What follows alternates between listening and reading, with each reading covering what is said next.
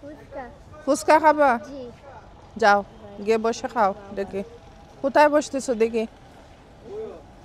সে একটা ফুচকা খাবে তার খিদা লাগছে মামা একটা ফুচকা দিয়ে দেন আপনার ভিডিও করেন হ্যাঁ তোমার মা বাবা কোথায় মা মা বাবা আম্মু বাসায় বাড়ি কাম করে আব্বু গার্মেন্টসে কাম করে আর তুমি পড়ালেখা করো না ওর বাবা 25,000 টাকা ওড়ায় ও তাহলে আমরা তুমি এখানে গোসল করতে আমি বলছি যে করিস না ওই না